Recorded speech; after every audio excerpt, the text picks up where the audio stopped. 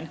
And if you do need those essentials, today and tomorrow might be the best time to go get them. Ted and Jim both joining us. And we're expecting quite a mess Saturday night into Sunday morning. Yeah, and if you're looking to get those essentials, I don't know, Jim, would you say today might be the best day to do it? The sooner the better, because then you don't fight the crowds and all the last-minute people. Yeah, and everyone already grabbing the bread as we just saw. Right. And I remember in power outages looking for a stack of game cards. Be like, it's impossible to find in the dark. Anything to keep yourself entertained, right? Find it now, like the bread and the milk. Let's talk about the forecast in terms of what we could expect. Jim and I have been honing in right now, taking a look, and this is the storm, how it's going to be playing out here over the course of the weekend, Jim. Low pressure system dipping down, getting that moisture from the Gulf of Mexico, delivering it to the cold air that's already in the Carolinas. I was looking at some surface reports from up here in Iowa, like heavy snow in Des Moines, zero visibility, quarter-mile visibility in Marshalltown. This is heavy snow that's occurring right now, and this is where it tracks it.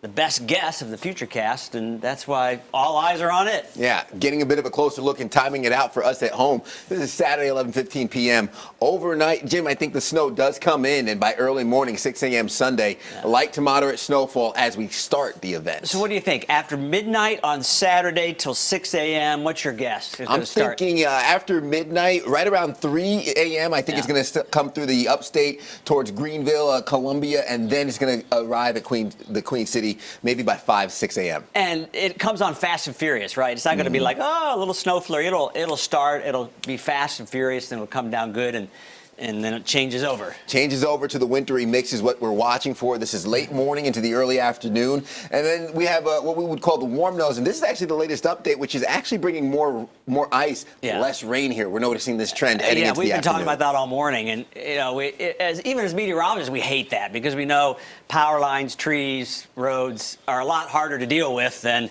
plain old snow. Yeah, so what we're thinking is north of I-40, probably going to be mainly a snow event. South of I-40 and towards the I-85 corridor, around the I-485 outer, we're probably going to see more in the way of that wintry mix. The sleet, the freezing rain, and even the snow involved. As you head down towards South Carolina, Lancaster, Shaw, Rockingham might be seeing a little bit more in the way of just rain. Right, and even over toward Raleigh. They get to ice and snow too, but they change over to rain and a more heavy variety of it. So it's definitely a central North Carolina westward thing that includes us here in western North Carolina. We're showing the accumulations. A lot of folks have been asking, okay, how much snow, how much ice, and how much rain here? We think maybe the highest accumulation, the amounts are going to be upwards a foot or even more, Jim. Yeah, somebody's going to get crashed upon in the mountains, and I think Boone is forecasted to get over a foot, maybe up to 17 inches of snow. So there'll be some locations here in the foothills and mountains on the eastern slopes of the Appalachians here that could get buried. And where you're seeing some of the snow get limited in the totals, that's because they're going to get more in the way of ice, and half an inch of ice. I mean, a quarter this came an up, inch. didn't it, a little bit? This came up before. It was just under half an inch. Now it's just above half an inch.